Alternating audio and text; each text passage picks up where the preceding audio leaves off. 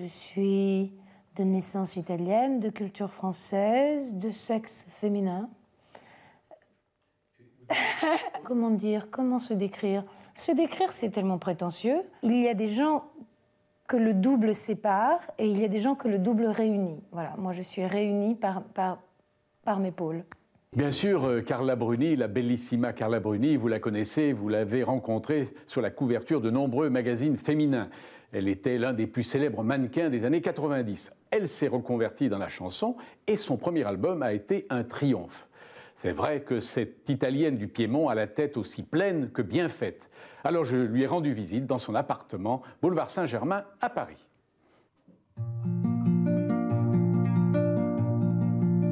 On me dit que nos vies ne valent pas grand-chose, elles passent en un instant comme fanent les roses. On me dit que le temps qui glisse est un salaud, que de nos chagrins il s'en fait des manteaux. Pourtant quelqu'un m'a dit que tu m'aimais encore. C'est quelqu'un qui m'a dit que tu m'aimais encore. Serait-ce possible alors?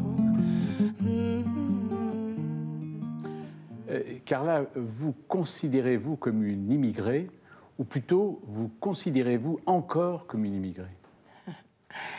Je me considère comme une immigrée.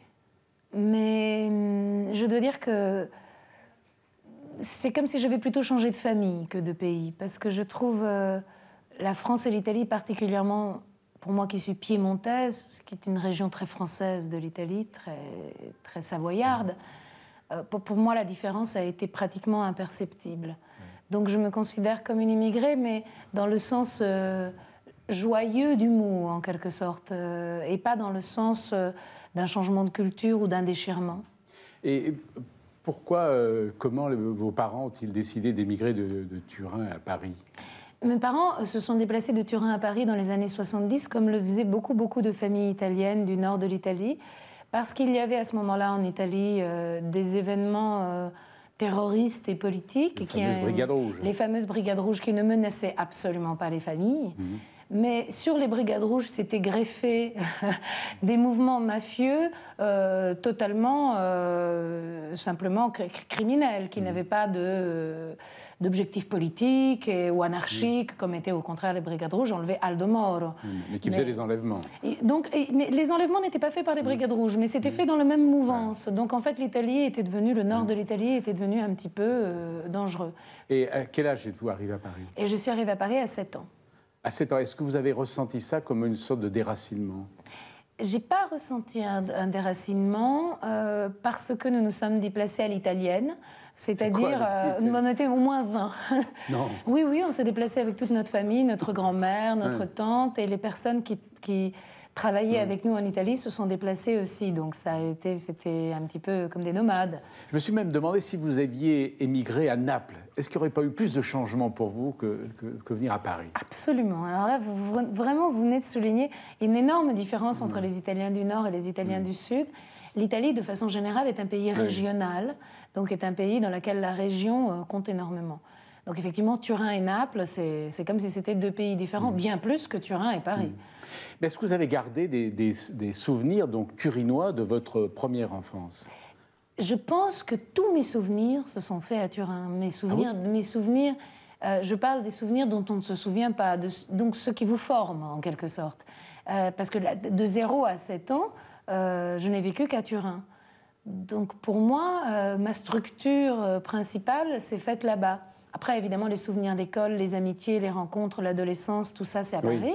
Donc vous avez l'impression que dans votre inconscient, il y a plein de ces images que vous avez accumulées durant votre petite enfance italienne. Absolument, absolument. Mais beaucoup d'Italiens sont venus en France parce qu'ils étaient pauvres. Vous êtes venu en France parce que vous appartenez à une famille riche. C'est vrai. C'est complètement différent. Oui, c'est vrai, c'est complètement différent. Et c'est dans ce sens-là que le mot immigration a deux significations. Pour certaines personnes, c'est vraiment un déracinement et partir dans un pays pour trouver quelque chose de mieux. Et pour d'autres personnes, c'est comme simplement un déplacement. C'est vrai que c'est presque un glissement. C'est un glissement. Ouais. D'autant plus que ma grand-mère maternelle était française, et que donc nous avions, en plus du français à la maison, de par la présence de ma grand-mère et de ma mère. Ouais. Alors, à Paris, vous faites vos études dans un lycée français ou au lycée italien? Lycée italien. Lycée italien. Absolument. Et pourquoi? Parce que vos parents ne voulaient pas vous couper complètement de l'Italie? Parce que nous sommes restés profondément italiens. Parce que même encore maintenant, lorsque nous avons à table un invité français, on doit faire un grand effort pour pas être mal élevé. Pour tous se mettre à parler en français, parce que naturellement, nous ne parlons qu'italien. Oui. Mais c'est constant. Pendant nos réunions familiales, par exemple, la femme de mon frère est française. Constamment, il faut que quelqu'un dise « parlons français ». Voyons, Isabelle est là, parlons français. Oui, parce qu'elle ne parle pas l'italien. Parce qu'elle comprend l'italien, mais disons que dans une conversation à bâton rompu en italien, c'est vrai que tout d'un coup, on exclut les Français. Oui, mais là, vous mettez le point sur quelque chose, le doigt sur quelque chose d'essentiel. C'est-à-dire que les Italiens ont une très grande attention à la France et les Français portent beaucoup moins d'attention à l'Italie, me semble-t-il, ne serait-ce que parce qu'il y a beaucoup d'Italiens qui parlent le français et beaucoup moins de Français qui parlent l'italien. C'est vrai, mais les Français ont des particularités de caractère général, et on ne peut pas faire des grosses généralités, mais quand même un petit peu. Cocteau disait les Français sont des Italiens de très mauvaise humeur. Oui. Mais ils sont trop de mauvaise humeur pour apprendre l'italien. Voilà, et il n'empêche que vous êtes resté en France. Votre lieu, même si vous avez beaucoup voyagé parce que vous étiez mannequin, votre lieu quand même central, ça reste Paris. C'est resté Paris. J'ai longtemps habité New York au début du mannequinat. J'ai habité aussi Monaco, j'ai habité Londres pendant 2 ans. Mais c'était tellement de mouvements et de voyages que finalement, je n'avais pas de domicile fixe. Mais c'est Paris. Oui, c'est Paris. Et vous y êtes toujours? J'y suis toujours, je suis revenue. Mais est-ce que vous avez l'impression que parmi les choses qui vous ont retenu à Paris, est-ce qu'il y avait les mots, il y avait le langage, il y avait la littérature, il y avait les livres, il y avait les chansons de langue française? Absolument. La culture française, la culture littéraire française a été non seulement... C'était un immense amour pour moi, un immense coup de foudre. Et ça m'est arrivé à l'adolescence, à la préadolescence, entre 10 ans et 17 ans, j'ai découvert... Qui?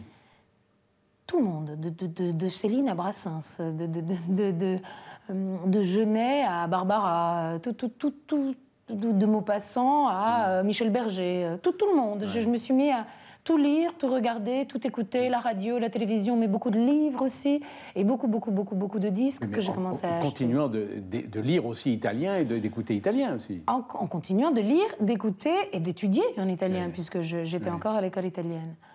Oui, donc vous avez superposé ces deux cultures qui se sont intégrées en vous. Qui se sont intégrées, comme s'est intégrée la langue, c'est-à-dire qu'en fait, à 6-7 ans, lorsque je suis arrivée à Paris, je n'ai pas souvenir d'avoir appris le français. Je savais le français. Mais ça, c'est aussi l'enfance. Hein. Ça, c'est l'enfance. Mais vous le saviez, le français à Turin? Je le savais. J'avais votre famille? D'abord, j'avais la sonorité de ma grand-mère qui était française, et même si elle avait épousé un Italien et toujours vécu en Italie, elle avait gardé cette chose française. Ensuite, donc j'avais une habitude musicale du français. Et ensuite, je ne sais pas, est-ce que c'est parce que nous allions déjà en vacances en France? Nous allions déjà sur la Côte d'Azur de l'Italie en voiture. Il n'y avait pas d'autoroute, donc je me souviens de longs voyages. Je crois que le français, je n'ai jamais eu à apprendre la langue. Et ce qui est très étonnant, c'est que ça m'a fait exactement la même chose avec la langue anglaise. C'est-à-dire, j'avais abordé le français tellement naturellement, j'ai abordé l'anglais tout aussi naturellement, alors que j'avais 15 ans, donc c'était beaucoup plus tard. Et vous parlez aussi bien l'anglais que le français et que l'italien? Je parle très couramment anglais. Et là, vous n'avez pas d'accent? Aviez-vous un accent au début quand vous êtes arrivé? Non. Pas du tout? Non, j'ai jamais eu d'accent. Mais... Mon frère a un accent, car il avait 14 ans quand il est arrivé. Donc c'était déjà trop tard. C'était déjà trop tard et il ne voulait pas venir aussi. Il était le seul parce qu'il avait déjà tous ses camarades. Vous êtes arrivé à 20, mais vous auriez pu être 21. C'est-à-dire que lui n'est pas venu parce que... Non, lui est venu, mais il ne voulait pas. Il n'en avait pas envie. Il était le seul des enfants qui a vraisemblablement souffert. Je pense qu'il répondrait différemment à vos questions. Parce qu'il avait 14 ans et moi 7. Donc c'est vrai qu'à 7 ans, tout était amusant. Et à 14 ans, lui, il devait laisser ses meilleurs amis. Alors, vous avez, je crois, employé le terme chantant, etc. Mais la langue italienne, elle est beaucoup plus chantante, elle est beaucoup plus sonore, elle est beaucoup plus musicale que la langue française. C'est vrai. C'est une langue qui est magnifique à chanter et magnifique à écrire. Simplement, c'est vrai que c'est une langue plus compliquée pour moi à aborder dans les chansons. J'écris surtout en anglais et en français. Mais ça paraît... Je ne peux pas m'expliquer pourquoi. Peut-être que la distance que j'ai avec l'anglais et le français, c'est-à-dire peut-être que le fait que ce soit des langues étrangères pour moi, me donne plus envie. Je ne sais pas, peut-être que la langue italienne, c'est une langue pour moi justement lié à l'inconscient. Mais c'est cette année que vous avez passé à Turin, vous avez chanté, vous avez des comptines, des ritournelles italiennes. Absolument, même mon premier poème était en italien. C'est bizarre quand même d'abandonner la langue, la poésie même, la première poésie de votre enfance. C'est bizarre. Et même, c'est bizarre pour plein d'autres choses, pas seulement l'écriture. C'est simplement quelque chose qui m'est tellement incroyablement naturel, le français. Le français, ce serait comme quelqu'un qu'on rencontre et dont on tombe amoureux. Tandis que l'italien, pour moi, c'est comme moi-même. Vous comprenez? Oui. C'est-à-dire que je n'ai rien à découvrir. Donc vous ne pouvez pas tomber amoureuse de vous-même? Non, je ne tombe pas vraiment amoureuse de moi. Le français, ça a cette chose-là. C'est comme si c'était un très charmant homme d'un autre pays à découvrir, et tout est différent. Et c'est vrai que quand j'écris en français, c'est beaucoup plus laborieux pour moi, mais j'ai des jubilations et des plaisirs que je ne trouve pas en italien. Oui, mais j'ai l'impression que vous êtes toujours amoureuse, pas seulement des hommes, mais des mots, des livres, des chansons, des écrivains. Mais je crois que le français, que la France est un pays, du point de vue littéraire, incomparable. Et pourtant, il y a des grands écrivains russes, des grands écrivains allemands, des grands écrivains anglais et italiens. Mais c'est vrai que je ne sais pas, est-ce que c'est la musique de cette langue? Parce que ce n'est pas une langue musicale, mais c'est une langue qui a beaucoup de musique écrite. Très peu de langues. Enfin, on parlait de Georges Brassens tout à l'heure ensemble. Il y a très peu d'endroits où il y a un Georges Brassens. Il n'y en a pas ailleurs qu'en France. Ça veut bien dire que la langue est particulière. En tout cas, dans le traitement des chansons, c'est une langue particulière. Il y a des grands chansonniers de langue francophone, que ce soit Brel ou Brassens ou Ferré ou Barbara. Il n'existe pas de Ferré en Italie. Sous votre douche, dans votre bain, quelle langue chantez-vous, fredonnez-vous? Je fredonne l'anglais, le français et l'italien, par ordre, oui. Selon l'humeur? Selon la chanson. Et dans quelle langue exprimez-vous le plus naturellement, le plus facilement votre colère? En italien, je pense. À cause des mots, de la sonorité? À cause de la famille aussi, parce que finalement, la colère... toutes les choses extrêmes sont des choses qu'on n'exprime pas dans la vie sociale et courante. Par exemple, si je suis un peu en colère maintenant, je ne peux pas être en colère avec vous, je ne vais pas vous exprimer ma colère. Il faut être intime pour exprimer la colère ou la tristesse ou le chagrin. C'est vrai que l'italien serait intime pour moi. Oui, est-ce que les jurons italiens n'ont pas plus de force, plus de panache que les jurons français, non? C'est vrai, mais j'ose pas dire de jurons en français. C'est vrai qu'en italien, il y a quelque chose déjà dans le lancer de la langue qui est très... Je vais faire du découpage. Est-ce que votre tête, votre cœur, votre âme, votre sexe ont les mêmes rapports avec les mots? Autrement dit, est-ce qu'ils ont tous les quatre le même usage des mots français? C'est ma tête qui a l'usage des mots français. Je pense que mon corps, donc mon âme, sont plus dans l'italien. Disons que je me cache un peu avec le français. Le français est un endroit derrière lequel on peut se cacher, pas l'italien. L'italien, finalement, me rappelle des moments tellement primitifs de ma vie que, finalement, peut-être c'est les moments où on ne parlait pas de 0 à 3 ans que j'ai le plus entendu et parlé italien.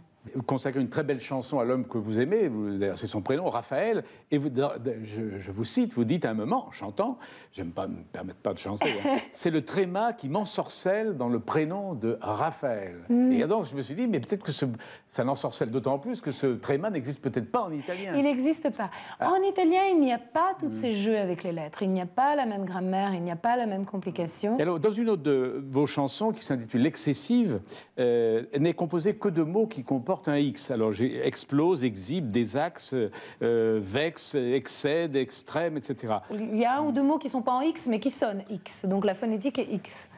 Une façon de tourner du X. C'est précisément ça. J'ai plus rien à répondre, hein, Bernard. C'est exactement ça. La chanson, c'était une fille excessive qui ne l'est pas du tout, parce qu'en fait, la chanson est assez lente et assez ronde. Et le X, c'était effectivement un clin d'œil. Et d'ailleurs, dans la chanson, il n'y a pas le mot sexe. Non, pas du tout. Non. Absolument.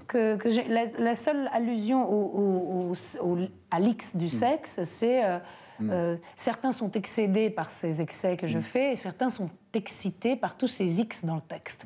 Donc simplement parce que le X est donc censé être la lettre du sexe. Alors ça, je voudrais revenir à votre personnalité, à ce qui la forge. Qu'est-ce qui est italien en vous et qui restera toujours italien jusqu'à la fin de vos jours?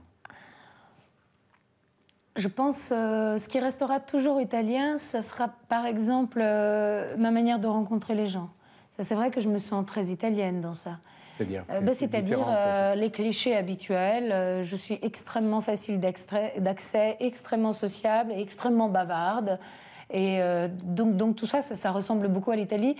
Je me rends compte parfois qu'il y a des pays comme l'Angleterre ou la France où il est beaucoup plus difficile de rencontrer les gens. En Italie, vous et moi, on peut se rencontrer dans la rue et passer une heure ensemble. C'est pas que c'est un pays tellement simple d'accès, mais il y a cette chose-là dans le caractère des Italiens. C'est aussi la communication. C'est la communication qui, chez moi, est italienne. Mais par exemple, quand vous êtes en Italie, est-ce que vous dites aux hommes dottore? Enfin, on est toujours Tout le monde est dottore en Italie. Mon père était dottore alors qu'il n'était pas docteur. Oui, ça vous continuez de le dire ou pas? Non, je ne le dis pas parce que dottore, c'est vraiment un mot que disent une certaine génération. La nouvelle génération disent moins dottore, il y en a moins, ingegnere, dottore, cavaliere. Mais j'ai gardé ça, par exemple, quand je me fais arrêter par la police, j'ai gardé exactement ce système de dottore, parce qu'il faut savoir qu'en Italie, on appelle dottore tout le monde. Donc vous, par exemple, je ne sais pas si vous êtes docteur en droit. Non. Bon, vous ne l'êtes pas, mais vous seriez dottore en Italie. Dottore Pivot, ça c'est sûr. Oui, dottore. Donc, j'aimerais, alors. J'ai gardé de l'Italie cette espèce de système d'évaluation sociale qui est assez bon. Et donc, quand je me fais arrêter par un policier, je dis « Excusez-moi, monsieur le commissaire » ou « Monsieur le colonel » ou « Mon colonel, mon adjudant ». Enfin, je pars dans des formulations qui ne sont pas du tout le métier de ce monsieur qui est agent, généralement. Ça, c'est italien. Oui, c'est un tout petit peu de l'embrouille, si j'ose dire. Ça, c'est le charme aussi qui agit. Là, vous avez des arguments que tout le monde n'a pas aussi. Bon, alors, inversement, est-ce que vous dites parfois « Oh, ça alors, qu'est-ce que c'est français? Qu'est-ce que la manière dont je viens de me comporter, la manière dont je viens de m'exprimer, qu'est-ce que c'est français ?» et au point que vous en êtes vous-même surprise. Ça, je ne me rends pas compte. Ça ne m'arrive pas fréquemment.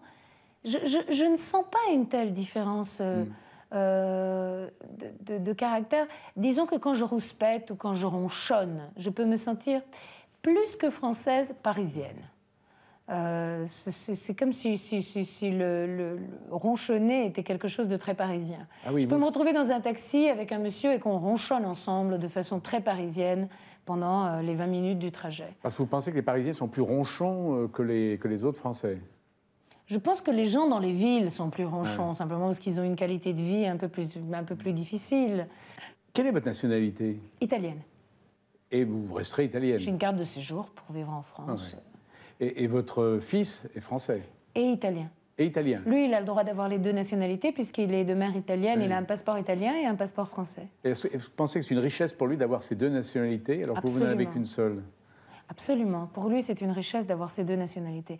Moi, j'étais l'enfant de 2 parents italiens, donc je suis restée dans ma filiation. Ce qui est intéressant pour un enfant, selon moi, c'est la filiation. Aussi, par rapport à la religion, dans le sens où nous ne sommes pas du tout pratiquants, par exemple, mais nous sommes tous les deux de filiations différentes du point de vue religieux, le père de mon fils et moi. Donc nous avons proposé les 2 nationalités à Aurélien en lui donnant 2 passeports, et nous avons proposé les 2 religions à Aurélien aussi, même si nous ne sommes pas pratiquants. S'il veut pratiquer une de ces 2 religions un jour, il le pourra. Ce qui nous intéresse avec cette chose de pays étrangers, finalement, c'est vraiment la richesse, c'est rajouter quelque chose, c'est pas enlever quelque chose. Autre double jeu en vous, autre dédoublement, mannequin, vous avez été mannequin pendant 10 ans, et un peu plus de 10 ans, et vous étiez au fond un corps silencieux. Et aujourd'hui, auteur, compositeur et chanteuse, vous êtes d'abord des sons, des mots, un langage, un récit qui s'ajoute à un très beau corps. Vous sentez bien le changement dans votre statut? Énormément. Je sens un changement, je l'attendais depuis longtemps. J'étais pas du tout prête avant. C'était très réconfortant d'être un corps silencieux, parce qu'on avait tous les avantages d'être un corps, et on n'en avait pas les désagréments, c'est-à-dire tout me glissait dessus, finalement, quand j'étais mannequin. Les critiques, si on avait des critiques après un défilé, c'était pour le couturier. S'il y avait des critiques après une photo, c'était le mauvais photographe. S'il y avait des éloges aussi, la mannequin avait une part... Et en même temps, on n'était pas responsable, c'était une position très infantile. C'est très réconfortant d'être dans une position d'objet, mais très fatigant en même temps, ou peut-être très lassant plutôt que fatigant. Donc en fait, ça a beaucoup changé. C'est comme si j'étais devenue le sujet. de mon propre travail. Après, il y a l'image qui fait que de toute façon, vous redevenez un objet, même si vous faites quelque chose, si vous êtes assis au fond de votre cœur et que vous faites quelque chose à partir de vous-même. Après, quand on veut communiquer ce qu'on fait, on doit retourner dans l'image. Et alors là, on redevient naturellement, l'image fait ça, un petit peu l'objet. Oui, mais pendant longtemps, vous avez été dans l'œil du public. Maintenant, vous êtes dans l'oreille du public. Considérez-vous cela comme un progrès? Oui, je considère que c'est un progrès. Passer de l'œil à l'oreille, je considère que c'est un progrès. Je ne voudrais pas être dans la bouche du public, parce que là, j'aurais peur d'être dévorée. Alors, quand il vous chante, mais vous êtes dans la bouche du public. Disons que ce que je voudrais, c'est être dans l'oreille et dans le cœur. Oui. Oui, mais pourquoi c'est un progrès de passer de l'œil du public à son oreille? Ben parce que je n'étais pas dans l'œil du public dans le sens de rencontrer les gens et de voir leur regard.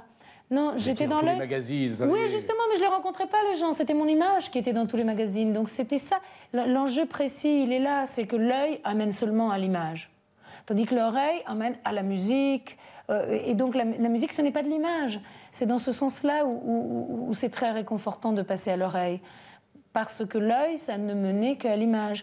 Mais les actrices ou les acteurs qui sont dans l'œil aussi, puisqu'il y a beaucoup d'images au cinéma et au théâtre, il y a quand même la scène qu'on regarde, eh bien, ils souffrent comme les mannequins de quelque chose. Ils souffrent de cette chose d'image. Tandis que moi, c'est fini. Oui. Même si je dois, avec plaisir, faire de la promotion, avec plaisir, de temps en temps, me faire photographier, même s'il y a cet aspect-là, il est moindre. Mon métier, maintenant, c'est de chanter. Je peux être fatiguée et avoir des cernes, je peux le faire quand même. Je peux être mal habillée, je peux chanter quand même. Je peux être seule, je peux chanter quand même. Avant, si je n'avais pas le regard, le photographe, la photo et toutes les choses, je n'existais pas. Maintenant, je peux faire mon métier, même si je n'ai pas de succès, pas de public, je peux le faire seule. Naguère, vous donniez à voir l'extérieur, l'enveloppe, le contenant. Et aujourd'hui, avec la chanson, vous donnez à entendre l'intérieur, le contenu. C'est ça la différence. Oui, c'est une grande différence. C'est exactement ça la différence. Le contenu et l'envie d'être considéré ou aimé pour ça, quoi. Mais est-ce que vous considérez que c'est plus flatteur pour vous aujourd'hui, justement, de donner à entendre finalement l'intérieur de vous, une sorte part de votre intimité? Vous parliez de la chanson que vous aviez faite pour Raphaël, l'homme de votre vie. Est-ce que plutôt que finalement d'être cette présence magnifique, superbe dans tous les magazines, vous pensez que c'est plus flatteur? C'était plus flatteur d'être cette présence, mais c'est bien plus nécessaire pour moi. Pourquoi nécessaire? Parce que la flatterie, on en fait le tour très très vite, et ça ne suffisait pas, et c'était plus mon métier. Le mot flatteur est assez juste. C'était flatteur d'être une image reconnue, les gens me parlaient de la beauté, des choses comme ça. Maintenant, entendre, je reçois des lettres quelquefois qui me disent on écoute le disque le matin, il nous réveille, il nous accompagne au travail, il nous fait du bien le soir, on peut dormir, ça peut nous bercer avant de dormir. Ah, ça, effectivement, flatteur n'est pas assez, ça c'est très émouvant. Je suis passée d'un truc un peu flatteur à un truc incroyablement émouvant. Donc, ne serait-ce que les mots décrivent bien la différence de surface. Flatteur, c'est sympa. Et autre dédoublement alors, du nom de Bruni, puisque votre sœur, donc Valeria Bruni-Tedeschi, s'est fait un nom comme comédienne, et maintenant elle a sorti son premier film, et qui est d'ailleurs une réussite. Elle vraiment reçoit beaucoup d'éloges. Et alors là aussi, est-ce qu'il n'y a pas ce double nom de Bruni, cette double personnalité? Je ne sais pas, est-ce que vous êtes son double et elle le double? Nous sommes très, très, très différentes. Oui. Et c'est d'ailleurs pour ça qu'il n'y a pas d'enjeu de rivalité particulière entre nous. Nous avons été différentes dès la naissance. Donc, nous n'avons rien en commun. Elle a par ailleurs gardé les deux noms. Elle s'appelle Bruni Tedeschi. Et moi, j'ai coupé la deuxième partie du nom. Pourquoi? Pour une raison purement pratique, qui était que les billets d'avion, enfin, ils ne comprenaient pas Tedeschi, donc ça me faisait plein de problèmes pour prendre mes billets prépayés. Mais à part ça, Carla Bruni, c'était bien pour mannequin. Et après, je suis restée là-dessus, et elle a utilisé Bruni Tedeschi. Mais c'est vrai que non. Pour ma mère, ça, c'est un double jeu, peut-être, parce que c'est ses deux filles, en quelque sorte. Ouais, mais ma sœur et moi, elle en est très fière, mais c'est un... une double affaire. Disons qu'elle en a toujours une qui fait quelque chose ou l'autre qui fait quelque chose. Elle est toujours un peu entre le travail de l'une et le travail de l'autre. Toutes les mères voudraient avoir 2 filles comme ça, non? Je ne sais pas, il faut lui demander. Je crois qu'elle est très contente, mais elle est un peu aussi submergée. Bon, enfin, tous ces doubles jeux, toutes ces doubles qui composent votre personnalité, finalement, ça compose une... en fait, c'est de la bonne pâture pour la psychologie, la psychanalyse, ça. Absolument. La complication d'avoir 2 cultures ou 2 univers ou de passer de l'un à l'autre, elle est, si on ne réussit pas à le faire spontanément. Dès qu'on a réussi à le faire spontanément, c'est vraiment quelque chose en plus. C'est vraiment une richesse en plus. Je vais renouer avec vous, avec ce que je faisais à Bouillon de Culture. Je terminais toujours par... quel était votre mot favori? Je voudrais vous demander quel est le mot français et le mot italien que vous aimez particulièrement. Pas obligatoirement le même. Hein. Non, bien sûr. Il y a un très beau mot en italien qui veut dire simplement espoir, mais c'est pas tellement pour ce qu'il veut dire. Bien sûr, espoir est un très joli mot, mais là, c'est la sonorité du mot, on dit speranza. Alors, redites-le, parce qu'il est... Speranza. Donc, c'est espérance, hein, ça serait comme dire la fin de espérance. C'est doux à mon oreille. Hein. Speranza. Et en français? Et en français, ça donne pas du tout le même mot, mais pour choisir un mot que j'aime beaucoup en français, je choisirais... il y a une des raisons pour lesquelles j'avais fait une chanson en X, et il n'est pas dedans le mot, c'est le mot exquis. Parce qu'il est en même temps dur, à cause du... Il dit bien ce qu'il dit. Alors en italien, on dit squisito, squisite. Ça, c'est pas mal. Pas mal aussi. Et en anglais, c'est charmant, exquisite. C'est lovely. Je ne sais pas comment on dit en allemand ou en espagnol, mais...